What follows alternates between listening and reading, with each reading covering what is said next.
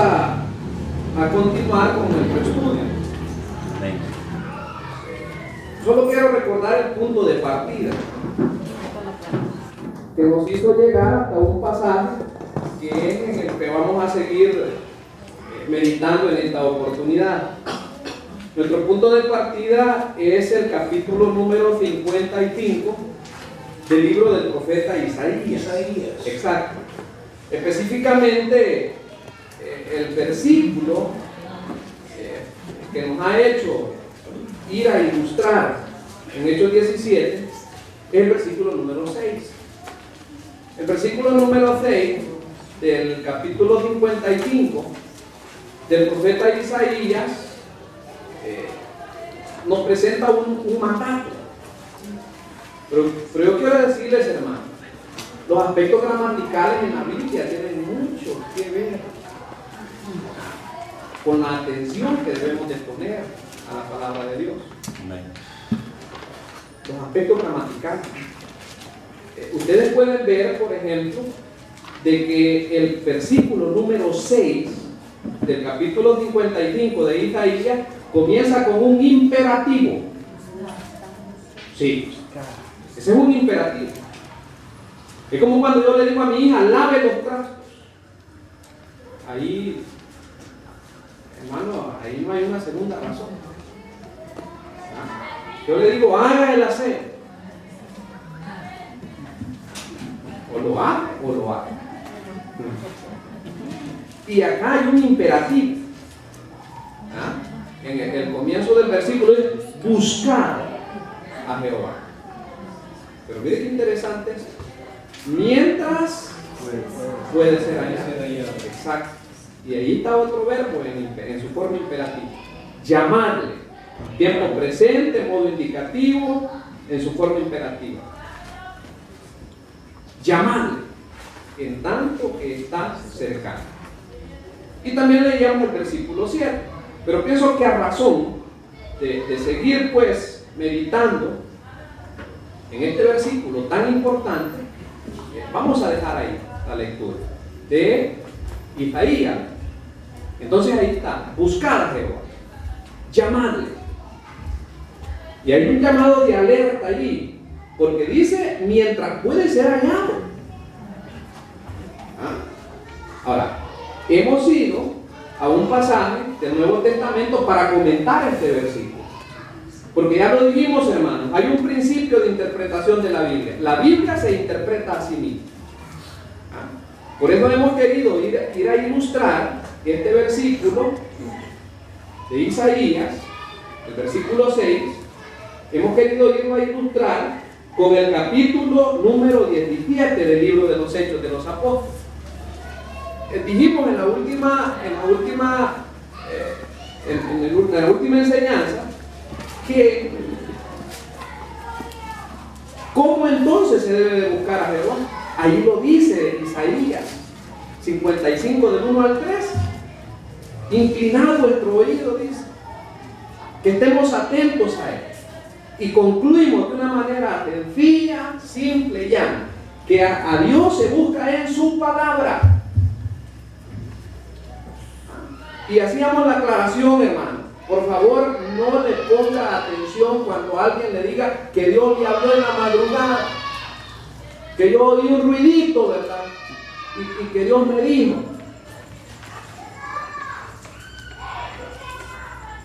O que debajo de la cama, ¿verdad?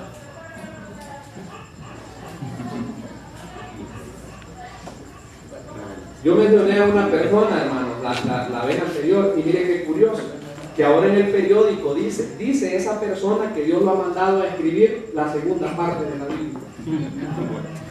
Recuerda las personas que mencionamos, ya no lo menciono porque es peligroso, pero si usted recuerda, mencionamos a una persona relacionada con una cosa del esoterismo, de los signos zodiacales. Hermano, un creyente que compre el diario para ver el zodíaco, no, eso ya no. Las estrellas no nos pueden decir a nosotros nuestro futuro. La Biblia es la que nos dice. El creyente ya no es supersticioso. Y dice este hombre que Dios lo ha mandado a escribir la segunda parte de la Biblia. Esa es locura del diablo. Ya toda la revelación está dada en la palabra del Señor. Amén. Queremos saber de Dios, hermano. Abramos la Biblia y aprendamos la Biblia, hermano. Por favor, en el nombre del Señor, memoricemos la Biblia, memoricemos. Fíjense que a los hermanos les encomendé que se aprendieran el pasaje que ustedes ya se saben, que hemos aprendido acá de 1 Corintios capítulo número 15, porque eso voy a predicar a Santa Ana. ¿Y yo qué más voy a predicar? Voy a predicar el Evangelio. 1 Corintios capítulo 15, versículo del 1, del 1 hasta el 5. Ahí aprendimos. Entonces, concluíamos, ¿cómo se busca a Dios en su palabra? Ahora, ¿qué nos tiene en el capítulo 17 del libro de los Hechos de los Apóstoles? La otra pregunta, ¿cómo no se busca a Dios? A través de la religión. Y quizás a alguien le puede friccionar su entendimiento, ¿verdad? Cuando decimos de que en la religión no está Dios. Pues el pasaje lo dice. ¿Verdad?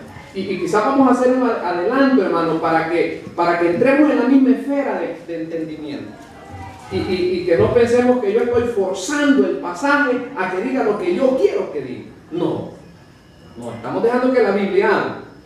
Estamos leyendo el capítulo 17 del libro de los Hechos de los Apóstoles para ilustrar que donde menos se encuentra Dios es en la religión. Miren, fíjense, ya estos dos versículos los leímos, pero leamos, hermano. ¿Qué perdemos con leer la palabra de Dios? El principio del aprendizaje es la repetición. Y como estamos ilustrando de que Dios no se encuentra en la religión, dice el capítulo 17 y el versículo 16 de Hechos de los Apóstoles. Estos dos versículos ya los leímos, ya los estudiamos, pero los vamos a repetir. Dijimos, hermanos, de que por misericordia de Dios, por un acontecimiento misericordia, Pablo se detuvo en Atenas. Se detuvo a esperar a dos compañeros, a dos hermanos, a Silas y a Timoteo, porque en realidad su destino era Corinto. Como lo dice el capítulo 18, que dice que a la paz. Ahora, mire lo que pasó. Ya explicamos que Atenas es la cuna, es la sede del conocimiento, de las ciencias. Cuando hablamos de la cultura helenística, hablamos, hermanos, del asiento de la ciencia y del conocimiento, como lo debe entrever el pasaje. Fíjense qué interesante. Entonces, dice que mientras Pablo estaba por allí, quizás por una plaza, yo no sé, quizás por el panteón griego, dice esto, miren, el versículo 16. Mientras Pablo los esperaba en Atenas, ya dijimos, a los hermanos Silas y Timoteo, que se mencionan en el versículo 14, que está allí arribita. Y dice que mientras Pablo los esperaba en Atenas, mire lo que pasaba aquí. Su espíritu se enardecía. Bien. Qué palabra más interesante. Y la explicamos. ¿Qué quiere decir eso de que se le enardecía el espíritu? Decíamos que podemos parafrasearlo diciendo que le dolió el alma. Literalmente, enardecerse es la palabra paroxismo. O sea que se le irritó el corazón, se exasperó. Es como llegar al punto severo de una enfermedad, hermano, al punto crítico, el paroxismo. Y miren que Pablo eso sintió, dice el pasaje. Hermano, yo no estoy diciendo que siento exactamente lo mismo que Pablo, pero a mí me da lástima a la gente. A mí me da lástima a la gente en su desgracia idolátrica.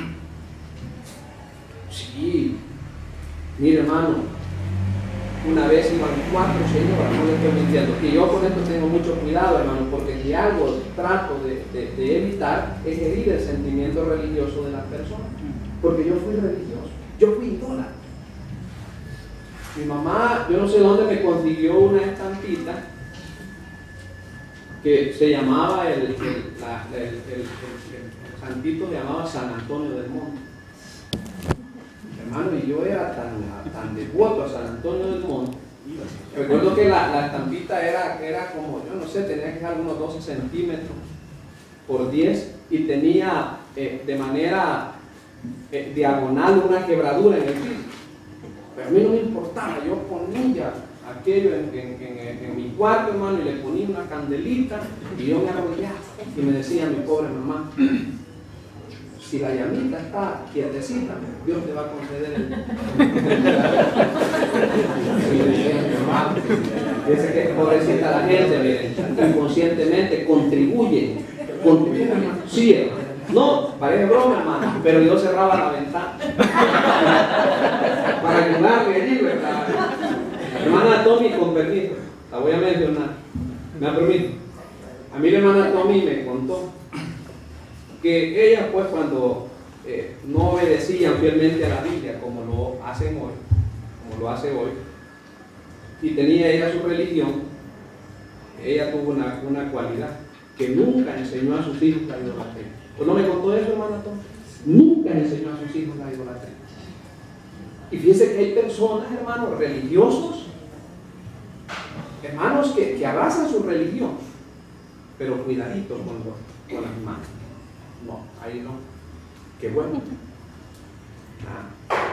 Ahora, cuando el apóstol Pablo vio aquello, y yo le quería contarme que iban 4 personas con un santito negrito así, 4, y 2 niñitos detrás. Sí, ahí por donde vive mi suegra, casi en el andén, en la acera, porque a veces la gente puede ser. Sí, hermano, es un absurdo. Ahora, tenemos que entender, hermano, ya vamos a llegar a una parte importante, porque yo tenía ese problema. Cuando yo en la palabra del Señor aprendí y entendí, hermano, yo me llené de tristeza, de frustración y de indignación. ¿Sabe qué hice, hermano? Con todas las imágenes que tenía, porque en la casa había varias imágenes. Donde vivíamos en un ranchito, en una pieza de alquiler donde vivíamos, el servicio era una fosa. Hice una maleta adentro de la fosa, porque me indigné, me frustré cuando el Señor en su palabra me enseñó que es una vanidad. Ahora, mire, por eso es que se entiende la reacción del apóstol Pablo. Dice que su espíritu se enardecía. ¿Pero por qué? Hermano, repito, no estamos hablando de un pueblucho ignorante. No, hermanos. No estamos hablando, hermano, de una comarca en donde había una ermita. No, estamos hablando del asiento de la ciencia, de la crema innata del conocimiento. Estamos hablando de Atenas, de la sede de la cultura helenística. ¿Y qué pasaba en aquella ciudad? Dice ahí, mire, viendo la ciudad entregada a la idolatría. Ahora, ya hicimos la aclaración, hermanos, si ustedes recuerdan, como me dijo un hombre, y por eso hacíamos la aclaración. Un hombre una vez me dijo, es que mira, me dijo, ustedes los evangélicos dicen que la idolatría son las imágenes. La idolatría no es eso, me dijo. Ya explicamos eso. La idolatría es, me dijo, por ejemplo, tu trabajo puede ser tu ídolo. Y dijimos que tiene razón, parcialmente. Como dice Colosenses 3:5, que todo eso es idolatría. Pero, aclaramos, hermano, que el contexto no nos permite irnos para otro lugar. El contexto aquí claramente dice que son ídolos. ¿Usted sabe lo que significa la palabra panteón? Panteón no es lo que la gente le ha puesto panteón. Pan es todo y teón viene de teos. El panteón griego era la morada de todos los dioses, porque eran politeístas. Tenía muchos dioses. Y dice que él, su espíritu, se entristeció cuando vio la ciudad entregada a la idolatría. Ahora, fíjense, hermano, hicimos la aclaración, porque aquí el pasaje habla claramente que son ídolos, como dice el versículo 23. Por favor, deslicemos la mirada para bajito, hermano, y veamos que se trata de ídolos, de imágenes. 23. Porque pasando y mirando vuestros santuarios, dice Pablo, hay también un altar en el cual estaba esta inscripción: al Dios no conocido. ¿Qué estamos viendo ahí? Altares, imágenes. Y luego en el versículo 29 se amplía la información, porque dice: siendo pues linaje de Dios, no debemos pensar que la divinidad sea semejante. ¿Qué dice? A oro, o plata, o piedra, o ¿qué dice? Escultura de arte y de imaginación de hombres. Allí no hay duda. Eran imágenes, eran ídolos. Ahora, hermanos, más o menos hasta aquí habíamos llegado. Y pues lo que hemos hecho es como hacer un resumen de lo que hemos dicho. ¿Verdad?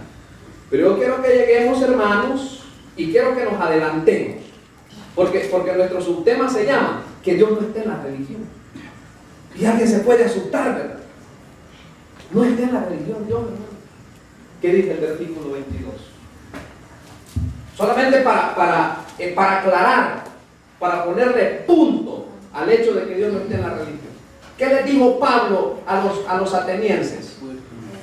Entonces Pablo, puesto en pie en medio del Areópago, dijo: varones atenienses, en todo observo que sois, ¿qué les digo? Muy religiosos.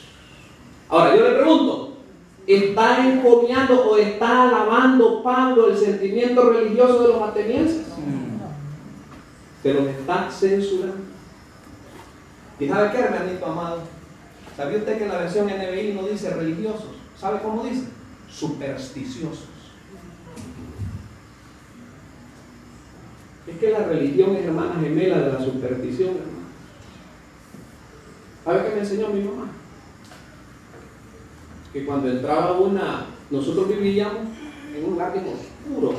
Recuerdo que había un árbol de amate. Ayer fuimos con mi esposa a recordar lo que ahí pasaba jugando en una quebrada haciendo hoyos y que salía agua. Me gustaba ver que nacía agua ahí. Ahí estuvimos recordando. Ahí había un árbol de amate muy frondoso y abundaban unas papalotas negras. Y mi mamá me enseñó que si una papalota de esas entraba a la casa, se moría alguien adentro de la casa. Sí, y a mí me daba miedo. Mire, yo agarraba una escoba y yo seguía la papalota porque mi mamá me decía que si hiciera café. Sí, también me enfermaba gravemente, ¿no? Pero yo recuerdo también, hermano, le estoy relatando la verdad. Recuerdo que llegaba un pajarito a cantar, que mi mamá decía que se llamaba la aurora. Lo mismo. Me decía que si la aurora cantaba en el solar de la casa, iba a haber muerto. ¿Sabe usted qué hacen las ancianas con las palitas que llevan los domingos de ramos? Los guardan. Porque cuando hay tormentas fuertes, las echan al fuego. Porque les han enseñado que eso aquieta la tormenta. ¿Y sabe de dónde viene esto, hermano? Del sentimiento religioso. Por eso el apóstol Pablo les dijo: en todo veo que sois muy religiosos o muy supersticiosos. Mi hermano, ¿cómo nos libera el conocimiento de la palabra de Dios? Amén. ¿Cómo nos libera el conocimiento de la palabra de Dios? Por eso dice el Evangelio: y conoceréis la verdad. ¿Y qué dice? Y la verdad os hará libres. Amén. Os emancipará de toda atadura religiosa. Somos libres. Amén. Y sabe usted, hermano, que no solamente nos libera de las ataduras, de las supersticiones, nos libera también de las compulsiones, de las desgracias del pecado. Yo le he contado, mi hermano, y yo le digo la verdad, hermano. Yo no son cosas que he leído, son cosas que yo he vivido. Miren, yo fui esclavo del cigarrillo. Qué desgracia es. Yo fui esclavo del cigarrillo. Y yo recuerdo, hermano, que yo con eso tuve una crisis, porque yo no podía dejarlo. ¿Sabe qué hacía? Yo compraba unos cigarros bien grandes, yo no sé si todavía los venden, que se llamaban Diplom, unos cigarros blancos, y la mitad usaba y guardaba la mitad en la cartera. Y aquella cartera a mí me hería. Y yo, hermano, yo tenía una crisis porque yo ya estaba consciente de que aquello deterioraba mi salud y no iba bien con mi religiosidad. Y yo le decía al Señor: Señor, ayúdeme, no puedo dejar esta desgracia, no puedo. Y muchas veces yo, hermano, hacía esfuerzos y dejaba algunos 3 días de no probar un cigarrillo, pero de repente recaía en la desgracia. Recaía y con más ganas, con más fuerza. Pero una vez yo le oré al Señor, hermano, y le dije: Señor, yo ya no quiero ser esclavo de esta desgracia. Y Dios me liberó. ¿Y sabe cómo me ha liberado Dios? Yo no tolero que una persona esté fumando cerca mío. No soporto el olor a la nicotina, hermano, me hace daño. Me tengo que apartar. Porque la Biblia dice: y conoceréis la verdad, y la verdad os hará libre. Ahora, entendemos lo que Pablo pensó. Dice que Pablo se le enardecía el espíritu viendo la desgracia de aquella gente intelectual, pero sumida en la desgracia de la idolatría. Ahora sí, vamos a estudiar, vamos a leer el versículo 17. Ya lo comenzamos, pero vamos a repasar. En el versículo 17 dice: así que, ¿qué dice ahí después, hermano? Discutía en la sinagoga con los judíos y piadosos, y en la plaza. Sí, mire qué interesante, cada día con los que concurrían. Ahora, yo quiero que observemos ese versículo porque es bien importante. Nos va a servir, hermano, para nuestro ministerio evangelístico. Fíjese, en el versículo número 17, hermanos amados, se identifican 2 lugares y 3 grupos. Fíjese bien, le estoy diciendo que en el versículo número 17 se identifican 2 lugares y 3 grupos de personas, así de manera general. Por ejemplo, se identifica el primer lugar. ¿Cuál es el primer lugar que identificamos en el versículo 17?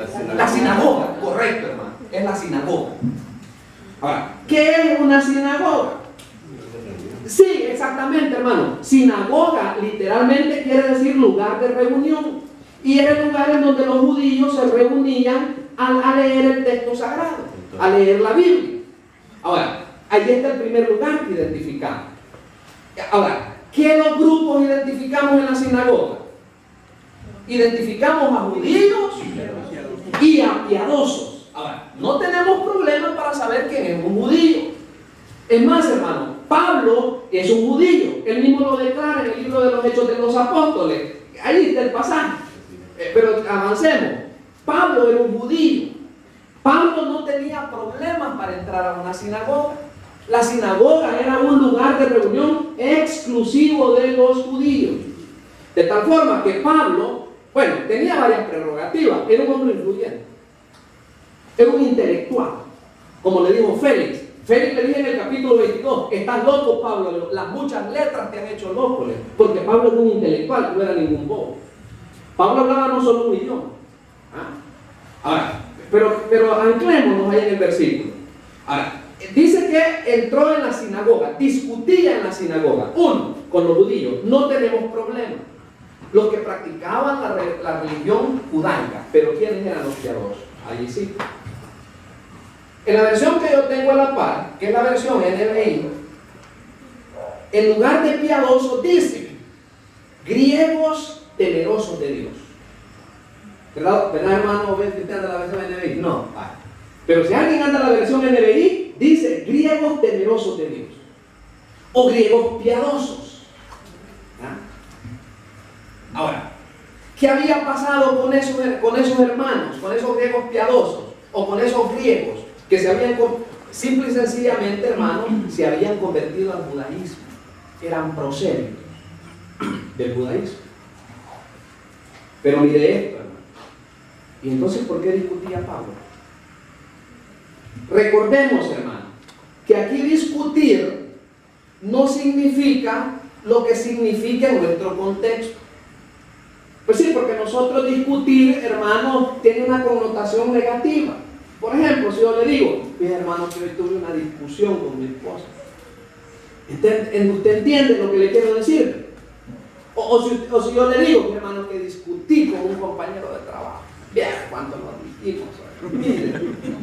Discutir. Ahora, discutir acá, en la Biblia no es eso. Explicábamos el miércoles pasado que discutir quiere decir razonar. Eso es.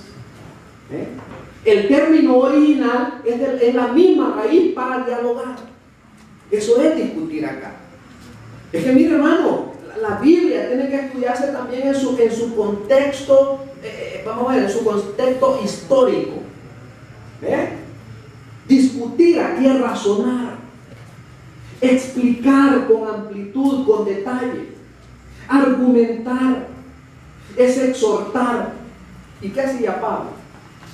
Bueno, razonaba con los judíos y con los piadosos. Les decía, hermanos judíos, porque usted sabe que los judíos entre ellos se dicen hermanos, pero por cuestión etnográfica, no por cuestión geográfica o por su nación. Hermanos. Y Pablo seguramente les decía, hermanos, la única esperanza de salvación es Cristo. Porque usted sabe que hay judíos, bueno, que son convertidos al cristianismo, que creen en Cristo. Judíos mesiánicos. ¿Qué manda? Son los conocidos judíos mesiánicos. Correcto, ¿verdad? Sí, ¿verdad? Allá en esta iglesia, hermano, donde yo voy a predicar, ya no se congrega allá el hermano, pero se congregaba un judío. Se llama Joseph Nahar. Y ahí se congregaba el hermano. Y cuando me veía, me saludaba, ¿verdad? Y me decía, aleluya, Hashem, así como hablan los judíos.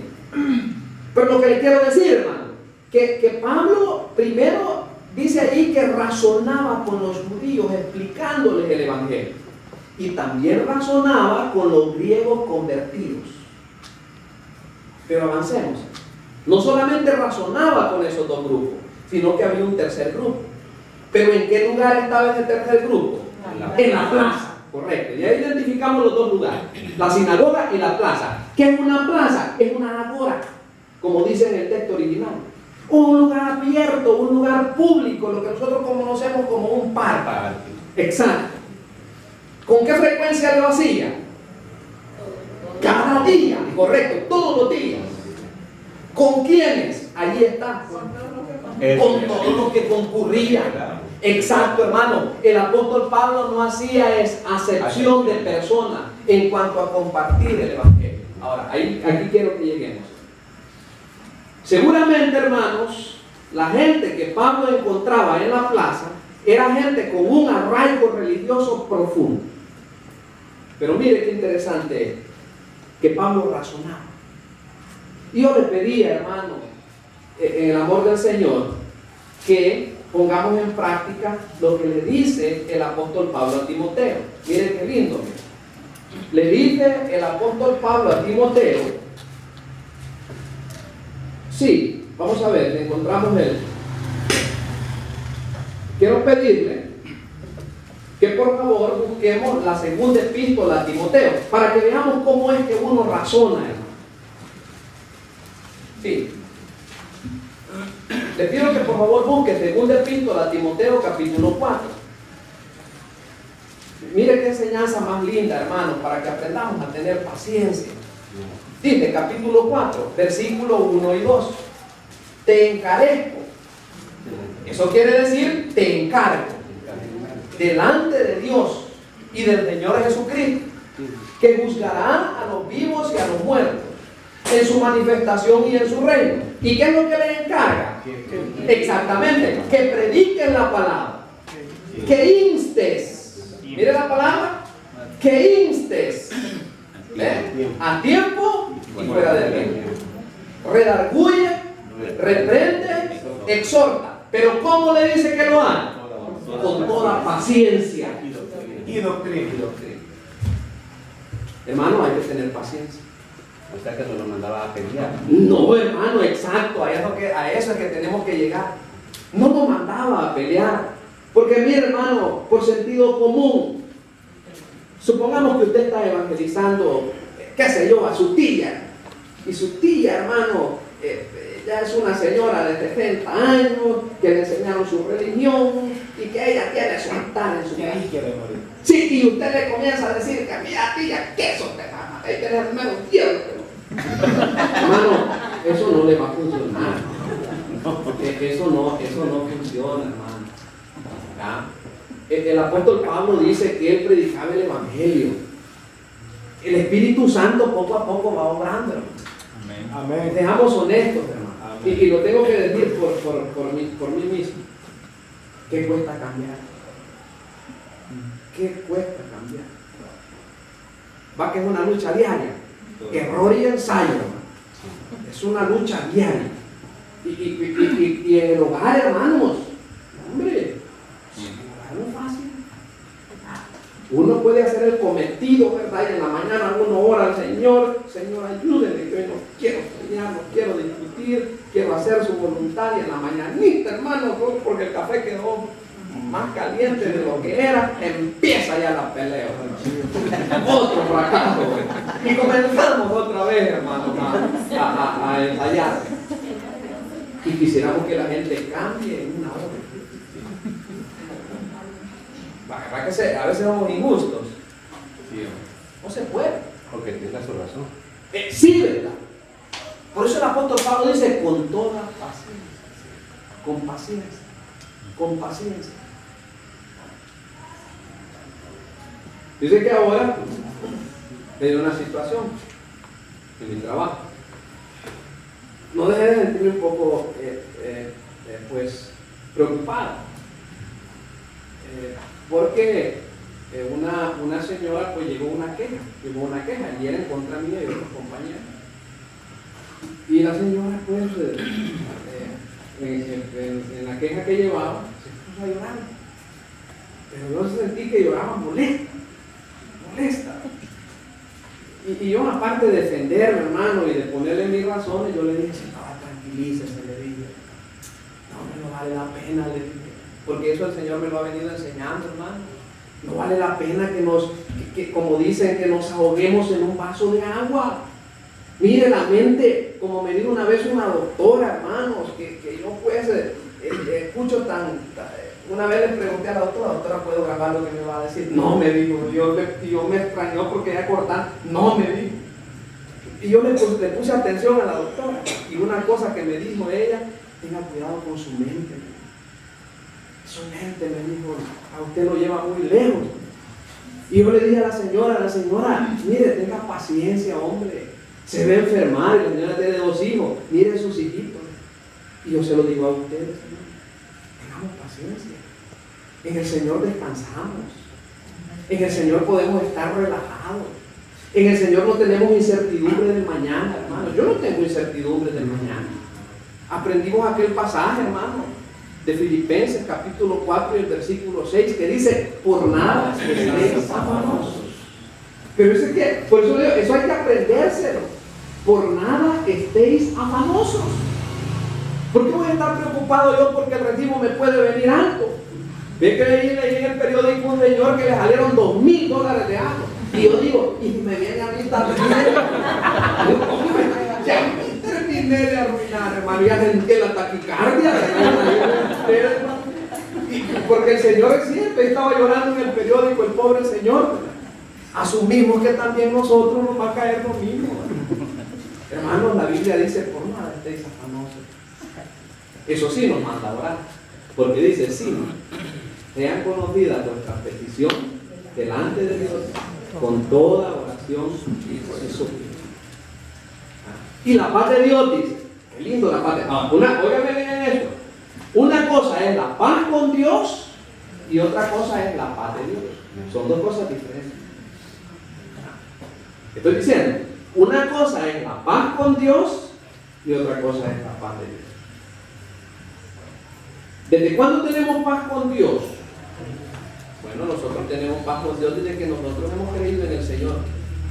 Podría ser, hermano, que aunque tengamos la paz con Dios, no tengamos la paz de Dios en el corazón. Y tenemos que pedirle al Señor que nos dé su paz, que nos dé su tranquilidad, ¿no? Que nos permita dormir tranquilamente, descansar, sin preocuparnos, ¿verdad?, por lo que el mañana pueda deparar. Dios tiene control del mañana, sepa eso. Dios tiene control del mañana. Como dijo una meditación de un hombre, Dios tiene su dedo en nuestro pulso. Él ve cada fluctuación. Entonces, hermano, con paciencia, con paciencia, sin exaltarse, sin enojarse, no, con paciencia, enseñando la Biblia.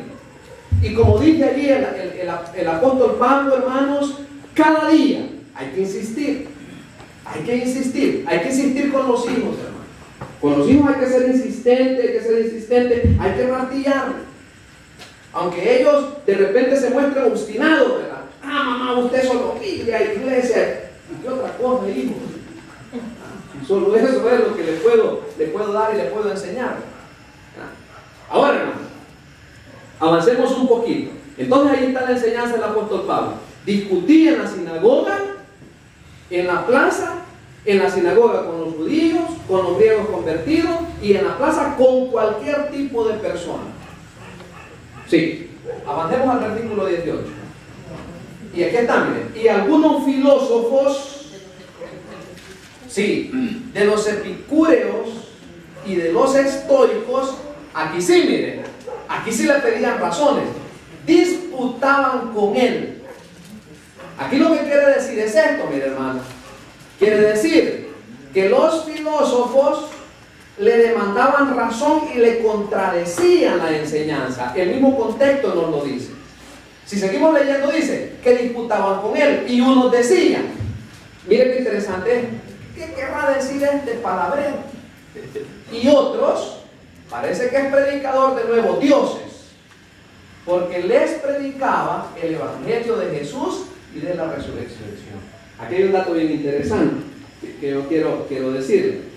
El miércoles anterior, más o menos, explicábamos que los epicúreos y los estoicos son dos escuelas filosóficas griegas. Ahora, pero resumámoslo así, mire, dice que son dos escuelas filosóficas. La palabra filósofo es una palabra compuesta. Filos quiere decir amor, por eso hablamos del amor de filial, ¿ya? Es amor, filos. Y sofos es sabiduría. Entonces, los filósofos son hombres inclinados a la sabiduría, al conocimiento. Son hombres que aman la búsqueda del conocimiento, los filósofos. Y dice, allí en el versículo 18, que algunos filósofos de los epicúreos y de los estoicos disputaban con él. Esto es interesante. Y dice que unos decían, ¿qué querrá decir este palabrero? Yo quiero explicarle esto. Ahí, palabrero, podemos decirlo, que ellos le preguntaban, o se preguntaban, ¿qué quiere decir este bla bla? Este palabrero.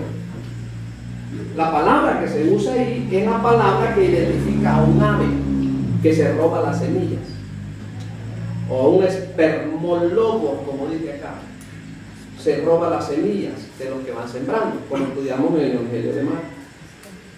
¿Cuál era la idea de los filósofos? Que Pablo no estaba haciendo otra cosa más que arrebatando sabiduría, medrando conocimiento de lo grande. Vamos a tener que leer rapidito, hermanos, y con eso vamos a terminar, se lo prometo, lo que dice en Corinto. ¿Sabía usted que hay gente que cree que el Evangelio es una cosa demasiado sencilla, hermanos? Hay gente que cree que el Evangelio es una cosa vil, es una cosa que no vale la pena. ¿Sabía usted que la gente de ciencia, o la gente que, los filósofos, creen que esto es una cosa muy sencilla? Mire lo que dice 1 Corintios capítulo 1 y el versículo 18. Y con esto vamos a terminar, hermano, por la hora ya. Dice capítulo 1, versículo 18 de 1 Corintios. Para ver cuál es el punto de vista de la gente que sabe filosofía con respecto al Evangelio. Mire lo que dice. Solo vamos a leer rápido por el tiempo. Porque la palabra de la cruz, es decir, el Evangelio, ¿qué dice la palabra de la cruz? Es locura. ¿Ve? Es locura. O una cosa absurda. ¿Para quiénes? A los que se pierden. Literalmente allí es una voz activa, es un presente progresivo. A los que se están perdiendo, es locura. Pero a los que se están salvando, esto es a nosotros, el poder de Dios. O como hemos dicho, hermano, es dunamis de Dios. Pues está escrito: destruiré la sabiduría de los sabios y desecharé el entendimiento de los entendidos. De lo que estamos leyendo ahí en el capítulo 17 de Hechos. ¿Dónde está el sabio? ¿Dónde está el escriba? ¿Dónde está el disputador de este siglo? ¿No ha enloquecido Dios la sabiduría del mundo? Pues ya que en la sabiduría de Dios el mundo no conoció a Dios, mediante la sabiduría agradó a Dios salvar a los creyentes. Oiga bien, hermano, a los creyentes por la locura de la predicación. Dice el versículo número 22. Porque los judíos piden señales y los griegos buscan sabiduría, pero nosotros predicamos a Cristo crucificado. Para los judíos ciertamente tropezadero y para los gentiles no. Mas para los llamados, así judíos como griegos, Cristo, poder de Dios y sabiduría de Dios. Porque el insensato de Dios es más sabio que los hombres, y lo débil de Dios es más fuerte que los hombres. Pues mirad, hermanos, vuestra vocación, que no sois muchos sabios según la carne, ni muchos poderosos, ni muchos nobles, sino que lo necio del mundo escogió Dios para avergonzar a los sabios, y lo débil del mundo escogió Dios para avergonzar a los fuertes, y lo vil del mundo y lo menospreciado escogió Dios, y lo que no es, para deshacer lo que es, a fin de que nadie se jacte en su presencia. Mas por Él estáis vosotros en Cristo Jesús, el cual nos ha sido hecho por Dios sabiduría, justificación, santificación y redención. Para que, como está escrito, el que se gloría, gloríese en el Señor. Ahí está la explicación, hermano. ¿Ah? La gente ve en el Evangelio algo sin sentido. ¿Cómo es posible que solamente por fe, solamente creyendo? Por eso es lo que la Biblia dice. Porque por gracia sois salvos por medio de la fe. Y esto no de vosotros. Por medio de la fe. ¿Qué cosa más maravillosa, hermano? Que con solamente creer, poner mi fe en la persona de Cristo, yo recibo la bendición de la salvación y soy sellado con el don del Espíritu Santo. Solamente eso se necesita, como la Biblia lo explica. Para algunos es locura, como aquí dice, pero para mí es poder. Amén. Fue la señora, como le digo, llegó molesta, pero no me acordé de la palabra de Dios. Que uno hay que tener la base. El director, a mí somos muy amigos. Él me tiene aprecio, yo creo que me va a poner. No, discúlpeme, señora, no la vi. Pero el problema fue que entró y yo no la vi, no la saludé y dije, hombre, pobre. No la vi, señora. Perdónenme. Ay, gracias. Hermano, la palabra de Dios es una enseñanza práctica. Es de aplicar, es de vivir. En nuestro medio, hermano, con nuestros amigos, con las personas con quienes trabajamos. Hay que ser gente amorosa, paciente, simpática. Y eso, hermano, es de bendición para la vida de los creyentes. Hermanos, aquí está la parte que nos correspondía estudiar hoy. Vamos a seguir adelante con este pasaje, porque hay un versículo bien interesante, hermanos, que lo vamos a estudiar la próxima oportunidad, si Dios nos da el tiempo para seguir estudiando su santa palabra. Y sigamos leyendo, hermano. Yo les pido en el Señor, en el nombre del Señor, que leamos todo el capítulo 17 del libro de los Hechos de los Apóstoles. Empápese de la Biblia, empapémonos, leamos la Biblia, meditemos en la Biblia, aprendamos de memoria, si usted puede, la palabra de Dios. Ya va a ver cómo Dios lo va a bendecir. Dios lo va a equipar, lo va a preparar. Que anda la Biblia en su corazón, en su mente, Dios lo va a bendecir. Hermanos, en esta oportunidad quiero hacer la pregunta de siempre. Si entre nosotros hay alguien que nunca ha puesto su fe en el Señor Jesucristo, este es el momento para que lo haga, para que usted deposite su fe en Cristo, para que crea en el Señor. Y en la ayuda de Dios, pues, indíquenoslo, porque lo que hacemos es orar por usted. Yo en lo personal, yo tengo un tiempo de oración, hermano, propio, ¿verdad? Oro por todos ustedes, hermanos, y los hermanos ancianos, porque desde la iglesia oramos, ¿verdad? Y por eso es que nosotros le hacemos la invitación. Si en esta noche alguien quisiera poner su fe en el Señor, le invitamos con mucho amor, es nuestro deseo que usted conozca, tenga la experiencia que se tiene viviendo en el Señor, tenga la paz que solamente Dios puede dar. ¿Habrá alguien en esta noche que nunca ha puesto su fe en el Señor? Si así fuera, pues. Y si no, pues, aquí llegamos, ¿verdad?, con el tiempo del estudio y les invitamos para que sigamos adelante, hermanos.